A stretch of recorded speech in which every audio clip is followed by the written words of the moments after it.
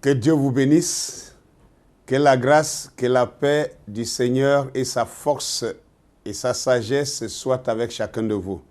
Shamwari Yakanaka. À nouveau, je veux vous entretenir sur un nouveau thème, le règne de 1000 ans de l'époux et de l'épouse sur terre. Ceci est mon thème. Et je veux prendre pour thème Apocalypse chapitre 20, le verset 1 au verset 6, que je vous lis. Puis je vis descendre du ciel un ange qui avait la clé de l'abîme et une grande chaîne dans sa main. Il disait, il saisit le dragon, le serpent ancien, qui est le diable et Satan, et le lia pour 1000 ans. Il le jeta dans l'abîme, ferma et scella l'entrée au-dessus de lui, afin qu'il ne séduisit plus les nations jusqu'à ce que les 1000 ans fussent accomplis. Après cela, il faut qu'il soit délié pour un peu de temps.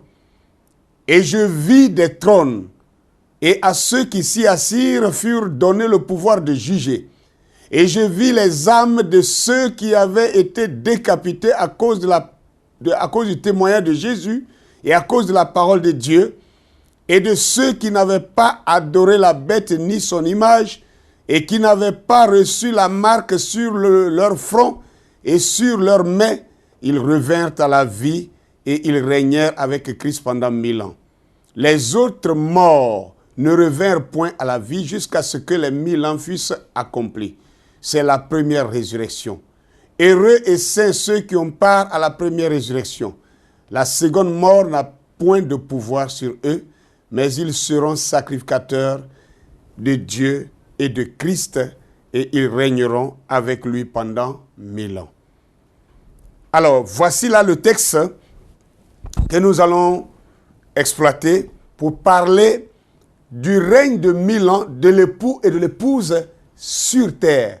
Vous voyez que dans ma vidéo précédente, nous avons démontré la résidence où allait résider l'épouse de Christ après son enlèvement.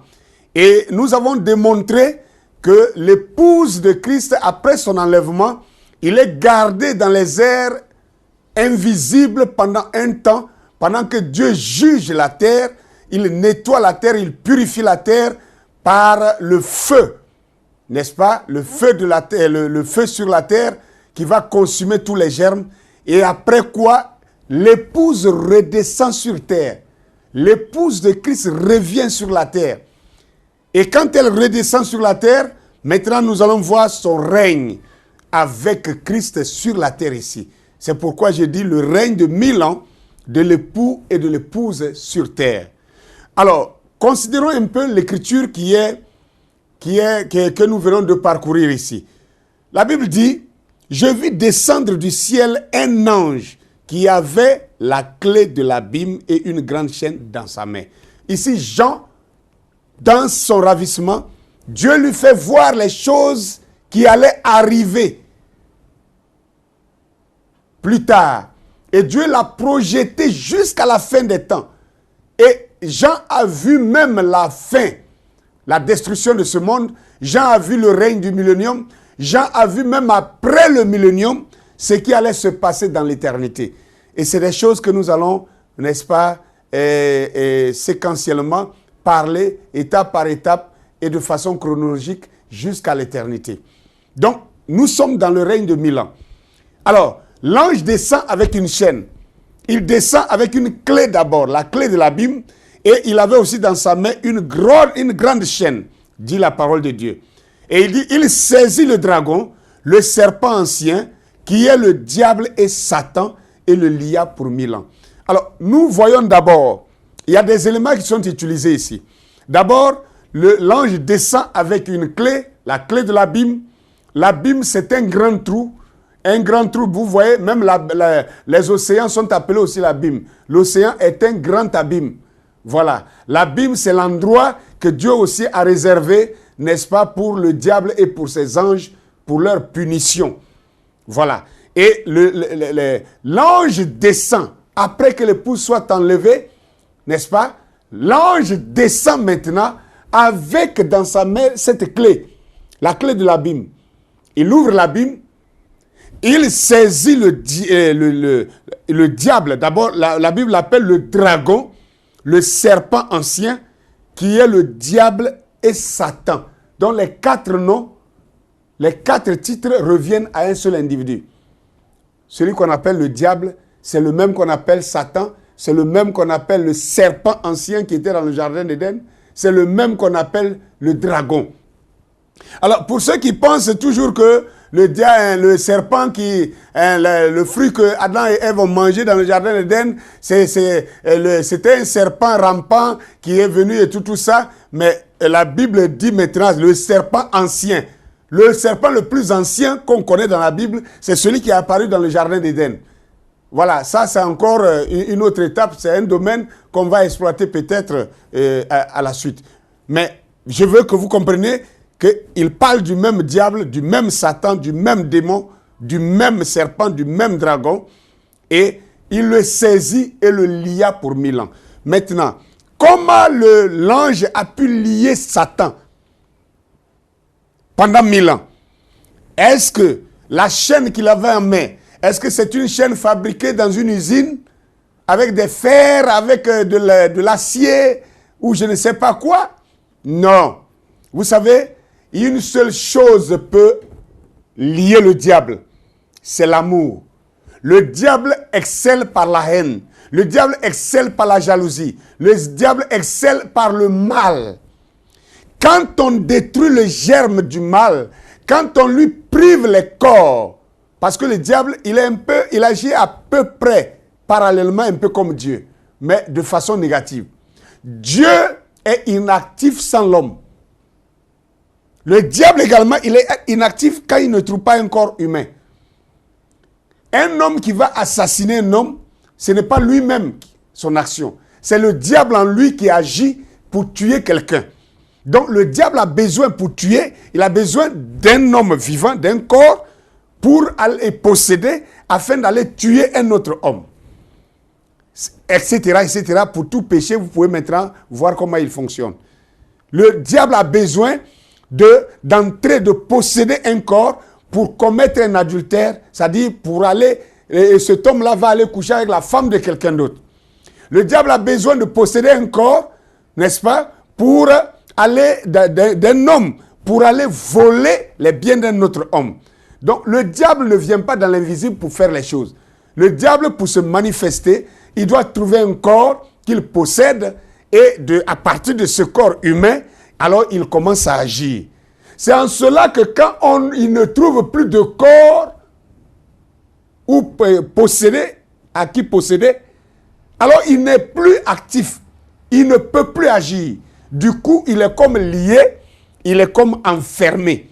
Donc les chaînes, la chaîne que l'ange est descendu avec, c'est une chaîne d'amour. C'est l'amour de Dieu. C'est un évangile vrai. C'est un évangile pur. C'est un évangile équilibré qui met l'amour de Dieu assez dans le cœur des croyants. Et quand les croyants auront assez d'amour dans leur cœur et que tous les incroyants en ce moment seront frappés par le jugement de Dieu et qui seront morts, alors Satan n'aura plus de corps ou possédé pour pouvoir faire ses œuvres néfastes. C'est là où Satan est lié. On dit qu'il est lié, il est maintenant jeté dans l'abîme. Nous continuons la lecture. Il a dit, et il le jeta dans l'abîme, ferma et scella l'entrée au-dessus de lui, afin qu'il ne séduisit plus les nations jusqu'à ce que les 1000 ans fussent accomplis. Ce qui veut dire que Satan n'aura pas d'occasion d'agir pendant 1000 ans. Parce que l'amour de Dieu sera maintenant dans le cœur de tous ceux que Christ, Dieu avait enlevé. Et il a détruit la terre, il les ramène sur la terre. Ils sont maintenant une nouvelle création. C'est celle-là qu'on appelle l'épouse de Christ. Et cette épouse-là, elle est remplie de l'Esprit de Dieu. Elle est remplie de l'Esprit de Christ. L'amour de Dieu est entré tellement dans son cœur qu'il n'y a pas d'espace pour le diable d'agir. Donc Satan devient inactif. Satan devient inerte et Satan ne peut plus agir. Alléluia. Donc, là, l'inaction de Satan dure 1000 ans. Et la Bible dit jusqu'à ce que les 1000 ans fussent accomplis. La suite dit, après cela, il faut qu'il soit délié pour un peu de temps. Il faut qu'il soit délié pour un peu de temps. Donc, pour vous qui êtes chrétiens, pour vous qui êtes croyants, pour vous qui savez quelque chose à propos du millénium, laissez-moi vous dire maintenant que le millénium, ce n'est pas seulement 1000 ans bien comptés et puis après 1000 ans bien comptés, on rentre dans l'éternité. Non. Après les 1000 ans, il y a un espace de temps. Nous allons parler de ça à la suite. Après cette vidéo, je parlerai de ça aussi. Après les 1000 ans, la Bible dit le diable doit être délié pour un peu de temps. Donc, ce un peu de temps, c'est une brèche que Dieu donne. N'est-ce pas? Et dans ce peu de temps, c'est là que des nations se réorganisent au nom de Gog et de Magog pour se lever et s'insurger contre la ville sainte à nouveau. Donc, vous voyez que ce n'est pas une affaire d'un jour, ce n'est pas une affaire d'une année, ce n'est pas même une affaire de 50 ans, ce n'est pas une affaire, ça peut même être une affaire de 100 ans ou 200 ans. Mais seulement, ça ne vaut pas 1000 ans. Donc, entre le millénium et l'éternité, il y a une brèche. Nous allons parler de cette brèche-là à la prochaine vidéo. Mais avant ça, nous parlons du règne du millénium. Donc, dans le règne du millénium, il y a que le diable il n'est pas détruit, mais il est lié. Il devient inactif. Il est en quelque sorte en prison. Il est emprisonné. Et la prison du diable, ce n'est pas un bâtiment dans lequel on s'en va le mettre et puis on ferme les portes. Le diable n'est pas physique. Le diable est un esprit. Comme Dieu n'est pas physique, Dieu est un esprit. Et le diable se manifeste dans des corps physiques. Donc, quand le diable n'a plus de corps, je l'ai expliqué maintenant, il devient inactif. C'est ça son emprisonnement. C'est ça son enchaînement. C'est là où son enfermement. Et la clé en question, c'est la clé. Cette clé-là, c'est l'évangile. L'évangile de vérité. L'évangile de justice. L'évangile vrai. L'évangile non altéré. C'est cet évangile-là qui est cette clé-là qui donne assez d'amour aux croyants pour ne plus donner d'espace au diable de les posséder pour agir. Alléluia. Nous continuons. Et il dit maintenant au verset 4, « Et je vis des trônes, et à ceux qui s'y assirent fut donné le pouvoir de juger. » Nous pouvons parler un peu là-dessus. « Je vis des trônes, et à ceux qui s'y assirent, il leur fut donné le pouvoir de juger. » Ici, ce n'est pas le jugement du grand trône blanc, non. Ici, la Bible dit des trônes. Je vis des trônes. Et à ceux qui s'y assirent, pas à celui qui s'y assit, à ceux, donc au pluriel. Ici, il s'agit de l'épouse qui est redescendue sur terre. Cette épouse qui est venue pour régner avec son époux qui est Christ. L'épouse ne pourra pas régner paisiblement avant d'avoir jugé les impies et les anges déchus. Vous pouvez trouver cela dans 1 Corinthiens chapitre 6, le verset 2 au verset 3. La Bible dit, « Ne savez-vous pas que les saints jugeront le monde, et si c'est par vous que le monde est jugé, êtes-vous indigne de prononcer les moindres jugements? Ne savez-vous pas que nous jugerons les anges ?» La Bible dit là-bas, 1 Corinthiens chapitre 6, versets 2 à 3, que les saints jugeront le monde. Les saints jugeront les anges. Donc, ce jugement-là, c'est ça qui ressort ici, par des trônes au pluriel, et à ceux qui s'assirent, à ceux au pluriel, ils s'assirent et le pouvoir leur fut donné. Donc, le pouvoir est donné par qui? Par Christ, par Dieu. Donc ça, ce n'est pas encore le jugement du trône blanc. Ça, c'est un jugement qui est remis. Dieu donne le jugement maintenant à l'épouse de juger ceux qui l'avaient persécuté sur la terre.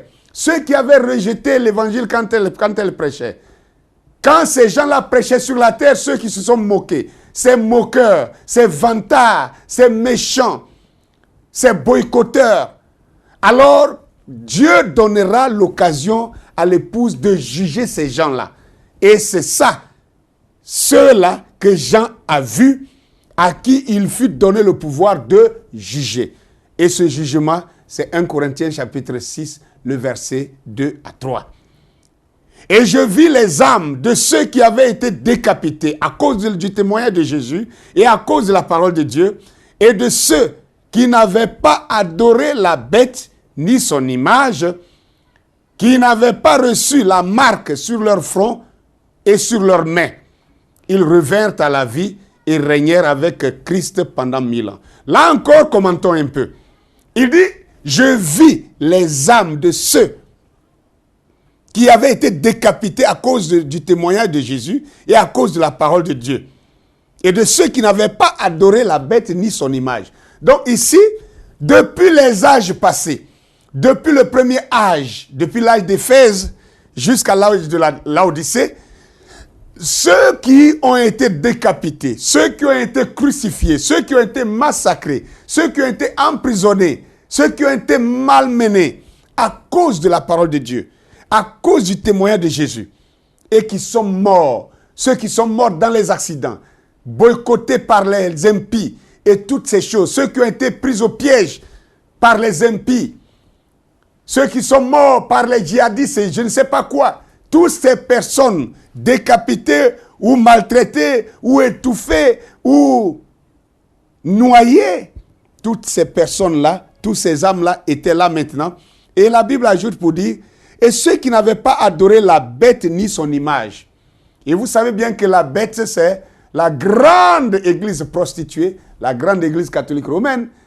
Et son image, c'est le conseil œcuménique des églises mondiales, que sont les protestants, les méthodistes, les baptistes et tous ces gens qui avaient contesté, qui avaient protesté contre l'église catholique romaine et qui aujourd'hui se sont donné des noms différents, mais qui sont revenus avec la même doctrine, les mêmes conceptions, les mêmes attitudes, qui ont accepté, qui ont embrassé la même vision de l'église catholique romaine, sauf qu'ils ont des noms différents.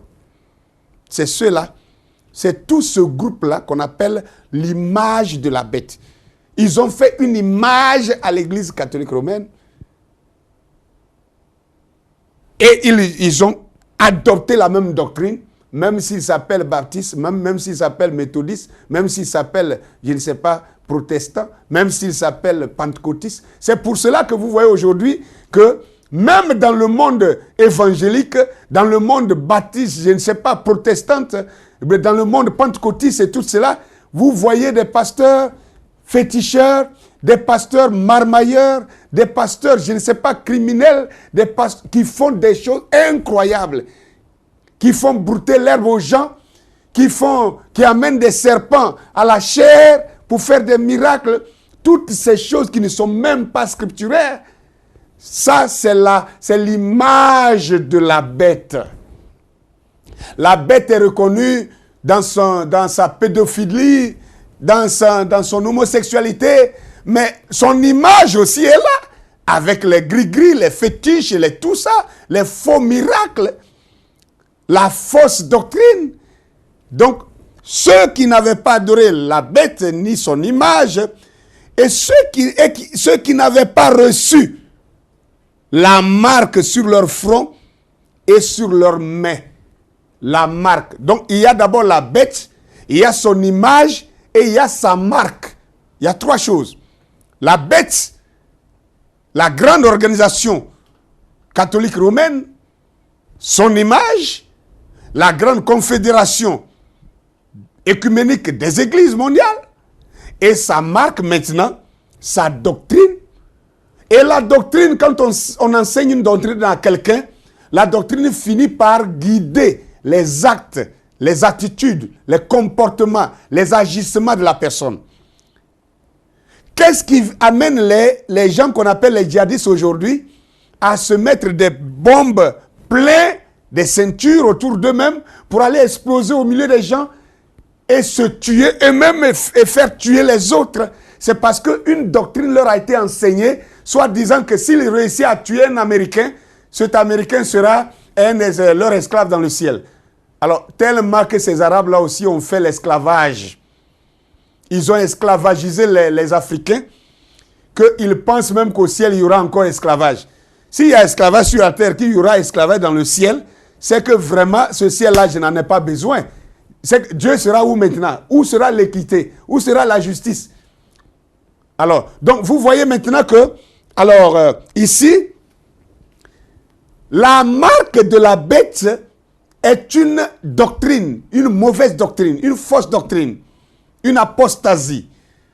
Et cette doctrine est en train de ramener et toutes les autres églises qui avaient protesté contre l'église catholique romaine, et même les religions qui ne sont pas chrétiennes, même les religions musulmanes, même les religions bouddhistes, je ne sais pas quoi, les shintoïstes, et tous ces gens, les Krishna, tout le monde est retourné autour de l'église catholique romaine dirigée par le pape pour dire que non, nous adorons un seul Dieu, c'est le même Dieu, etc., etc. Et donc nous allons marcher ensemble et tout ça. Chacun avec sa coloration, mais ils sont ensemble. Cela donne une marque. Et cette marque-là, je ne vais pas développer cela parce que vous voyez que là, on nous parle maintenant de cette maladie appelée faussement pandémie actuellement, qui parcourt le monde entier. Et finalement, ceux qui ont manipulé ces choses, qui ont fabriqué cela en laboratoire, ils reviennent avec un soi-disant vaccin. Et ce vaccin-là, eux-mêmes, ils sont en train de dénoncer le vaccin, que ce vaccin est un vaccin qui va introduire des puces. Et vous savez, un vaccin, ça se fait où? Ça se fait sur la main. Et ça va rentrer dans le corps. Et maintenant, vous serez contrôlé par une puce au-dedans de vous-même. Bon, entre guillemets, je vais laisser et je vais avancer. Et ça, ceux qui n'auront pas reçu cela, c'est tous ces gens-là que Jean a trouvés sous l'autel, en train de crier. Et il continue pour dire, ils revinrent à la vie et ils régnèrent avec Christ pendant 1000 ans. Les autres morts ne revinrent point à la vie jusqu'à ce que les 1000 ans fussent accomplis. C'est la première résurrection. Heureux et saints ceux qui ont part à la première résurrection. La seconde mort n'a point de pouvoir sur eux, mais ils seront sacrificateurs de Dieu et de Christ, et ils régneront avec lui pendant 1000 ans. Maintenant, frères, sœurs, maintenant que nous avons parcouru cela, nous allons voir quelque chose. Bien, que dit notre prophète à ce sujet sur le règne de 1000 ans? Souvent, il y a une confusion dans la tête des croyants. D'aucuns pensent que dès qu'on est enlevé, et quand on est enlevé, on va au ciel, et le ciel serait derrière les nuages. Ça, je l'ai déjà démontré dans la vidéo passée, que le ciel n'est pas une hauteur, le ciel est une dimension, mais cette dimension se trouve sur la même terre ici. Et quand vous êtes dans cette dimension, le feu ne peut pas vous brûler. L'eau ne peut pas vous submerger. La chaleur ne peut plus vous brûler. Vous devenez à peu près un peu comme quelque chose de transparent, quelque chose qui est superposé, un monde superposé dans un autre monde. Vous êtes physique, on vous voit, mais ces choses n'ont plus de pouvoir sur vous. C'est une atmosphère, c'est une dimension. Alors maintenant, ne faisons pas la confusion entre le millénium, le règne de 1000 ans, avec l'éternité, ou avec la ville carrée, la ville pyramidale, qui n'est pas dans le millénium, mais qui est après le millénium. Nous allons le prouver. Regardez ce que le prophète dit dans la demeure future de l'époux céleste et de l'épouse terrestre, prêché le 2 août 1964. À partir de la citation 124, il dit ceci. Le millénium, ce n'est pas la fin. Il y aura encore du temps après le millénium. Donc, vous vous souvenez que je vous ai dit qu'il y a une brèche entre le millénium et l'éternité. Donc, il y a une brèche. Et le prophète confirme ça ici. Que ce n'est pas encore la fin, mais il y aura encore du temps après le millénium. Le millénium, c'est un espace de temps, mais pas la nouvelle terre. Non, non, pas du tout. Alléluia. Et il dit encore à la citation 198 du même sermon, il dit ceci, remarquez, ça ne se rapporte pas toujours à ...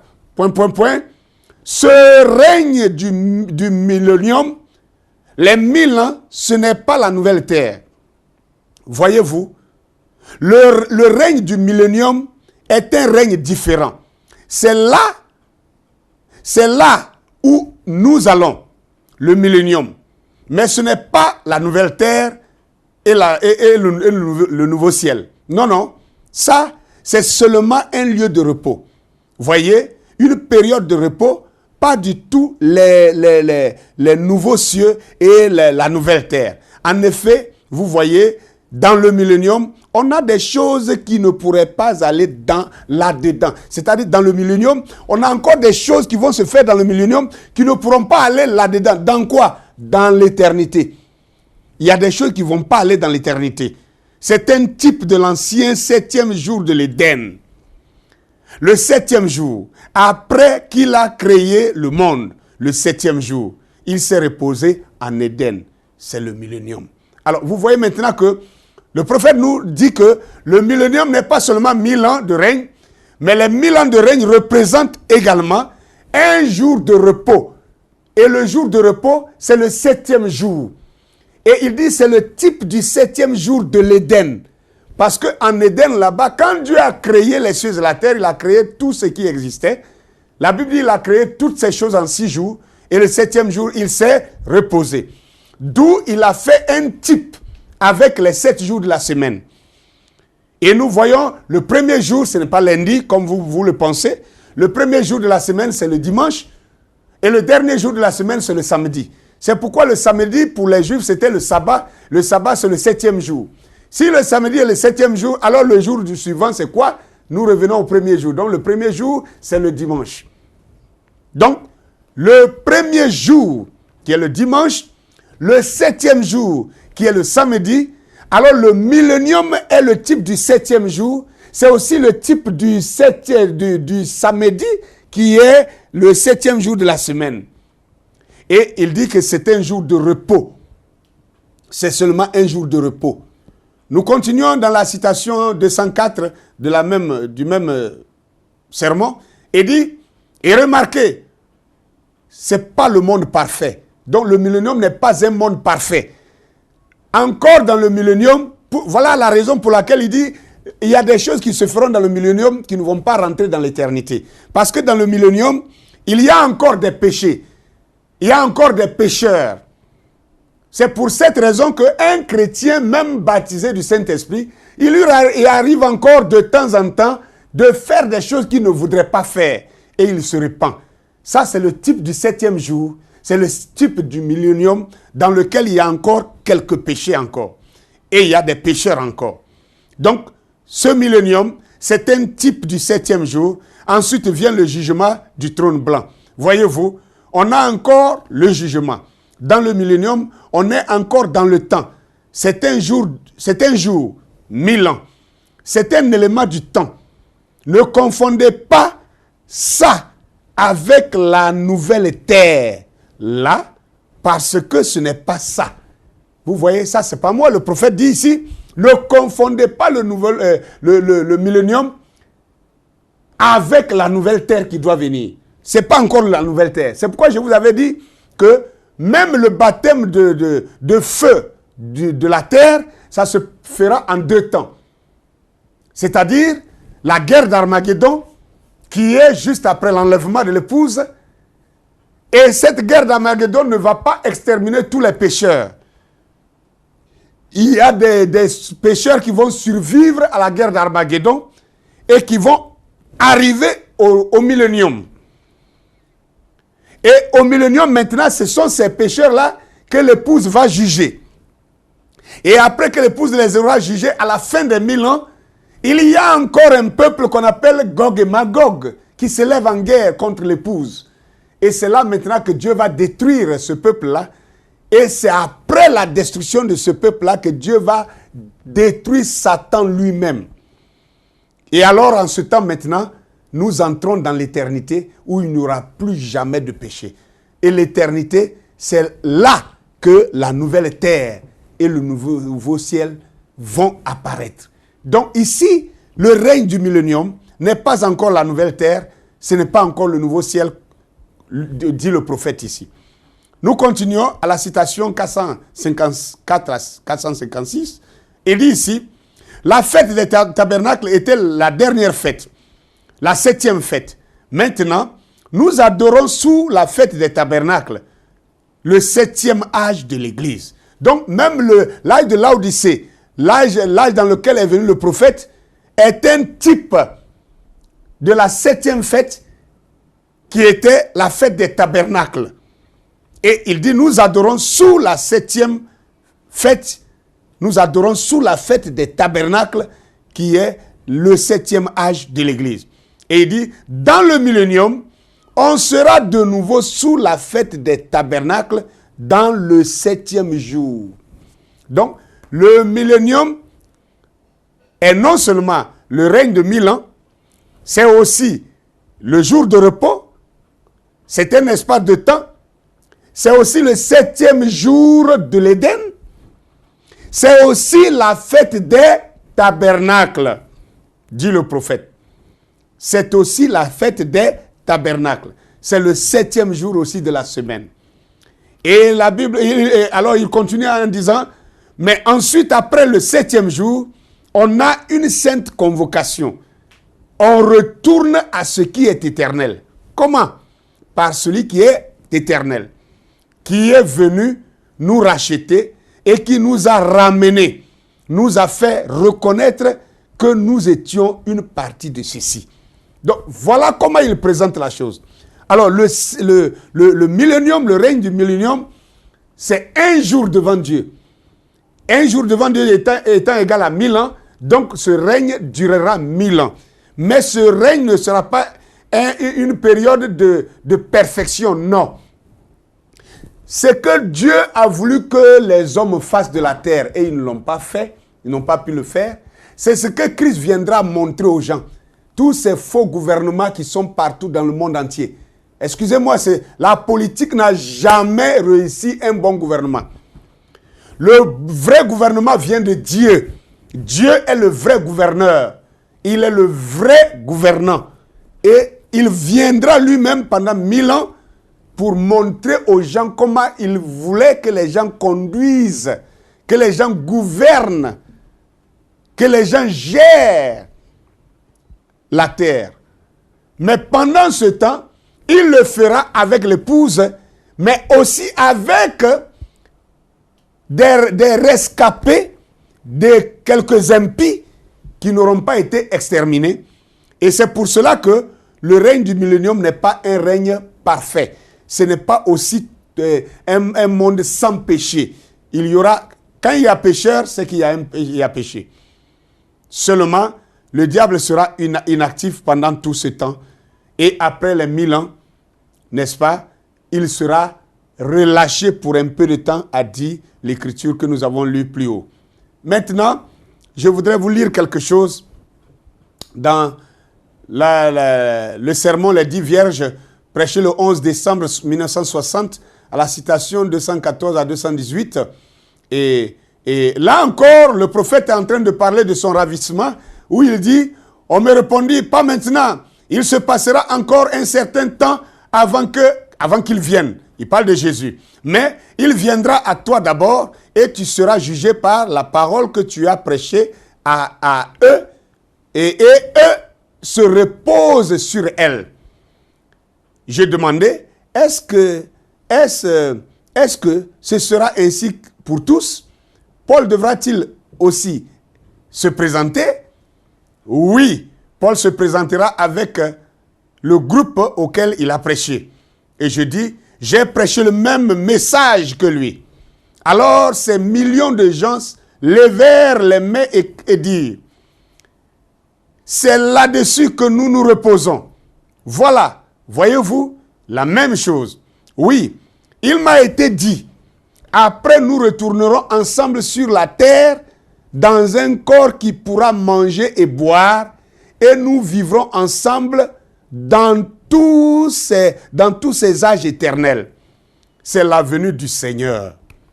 Alors, frères et sœurs, ici, j'ai voulu en même temps lever l'équivoque sur beaucoup de personnes qui posent des questions. Mais est-ce qu'au millénium, on va manger? Est-ce qu'on mangera? Est-ce qu'on boira? Est-ce qu'au millénium, on va se marier? Est-ce qu'on va construire des maisons? Ici, la question est répondue et il dit qu'après nous retournerons ensemble sur la terre dans un corps qui pourra manger et boire.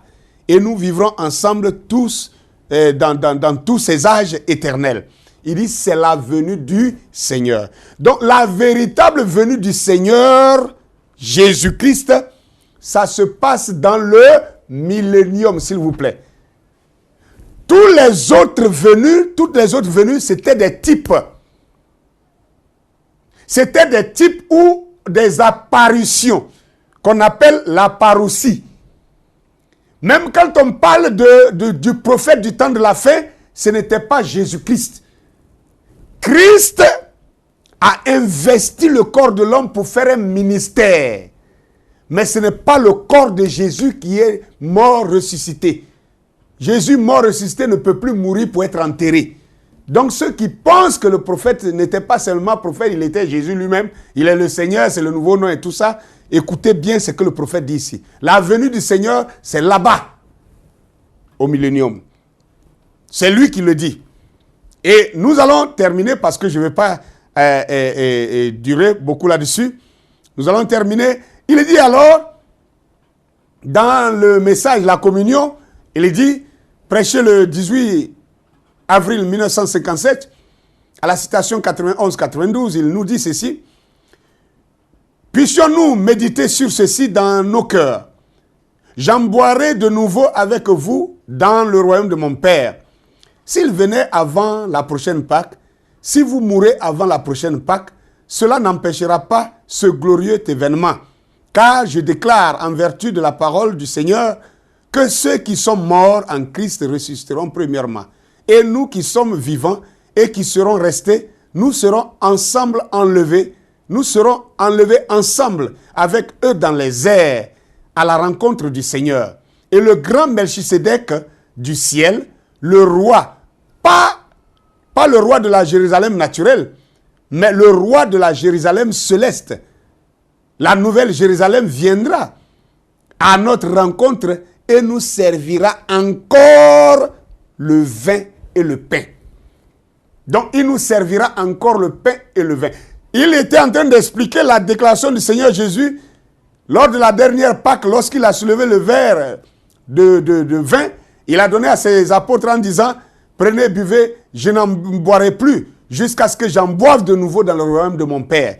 Et ils disent ici, le royaume de son Père, ce serait là, dans le millénium, où à nouveau on reviendra dans les corps où on pourra manger et boire, et il nous servira à nouveau ce vin et ce pain, alors en ce moment-là.